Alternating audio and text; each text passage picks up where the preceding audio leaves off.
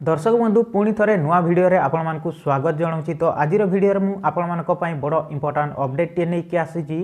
तो update T हूँ ration card को लेकिन जदि आपंकर पाखरे गोटे राशन कार्ड अच्छी तेबे ए भिडियोटी आपण मानक बहुत इंपोर्टाट भिडियो हम से भिडियोटी को शेष पर्यंत देखिए पूरा डिटेल्स रे जानीपारे। तो चलतु डेर न करी भिडियो को स्टार्ट करवा।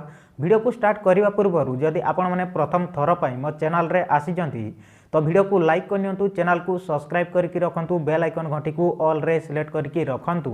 कहीं ना मुझे जितेबले भी आपण मानक पई एमती नुआ नुआ अपडेट नहीं आसबि तो सर्वप्रथम आपण पाखक पहुँचब, सर्वप्रथम आपण मैंने जानीपारे। तो से कहूँ वीडियो को लाइक करनियंतु, चैनल को सब्सक्राइब करके रखंतु, बेल आइकन घंटी को ऑल रे सिलेक्ट करके रखंतु।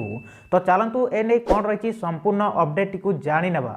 राशन कार्ड ई केवाईसी करनथिबा लोकंक पई बड़ खबर। राशन कार्ड ई केवाईसी आवेदन करनथिले आउ मिलिबनी सुजोग। आसंता 15 तारिख राशन कार्ड ई केवाईसी समाप्त हेबाकु जाउछि। आउ समय अवध बढ़िबो नाही। ए पर्यंत 37 लाख लोक ई केवाईसी करि सारिचंती। जेउ माने ई केवाईसी करि नाहंती से माने शीघ्र ई केवाईसी करि नियंतु। आउ जेउ माने न करिवे ताकू सिलेंडर कोला बोली धरि निया जिवो। सेही जागा रे नुआ लोकंकु दिया जिवो। सरकारी ऑफिसरंकु कड़ा निर्देश देले मंत्री। जो सरकारी ऑफिसर माने राशन कार्ड नहीं से माने सिलेंडर कर दियंतु। सिलेंडर पीरियड शेष हो जिबा परे जदि सरकारी अधिकारी सिलेंडर न करिवे तेबे सेमानक विरोध रे निश्चित भावे एक्शन नेबे सरकार। तेबे बहुत सरकारी अधिकारी सिलेंडर करि सारिचंती। जेउ माने आवेदन करिचंती सेगुडिकर जांच चलीची। एबे पोर्टल खोला जिवो। जेउ माने नुआ करी आवेदन करिवे सेमानकर आवेदन को विचार को निया जिवो।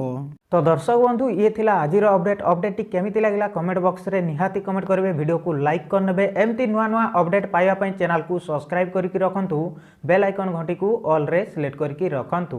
कहीं ना मुझे जितेबले भी आपण मानक पई एमती नुआ नुआ वीडियो नहीं आसबि तो सर्वप्रथम आपण मैंने जानीपारे। तो से वीडियो को लाइक करनियंतु, चैनल को सब्सक्राइब करके रखंतु, बेल आइकन घंटी को ऑल रे सिलेक्ट करके रखंतु। तो दर्शक बंधु आज एतिकी, पुणी देखा नेक्स्ट वीडियो रे।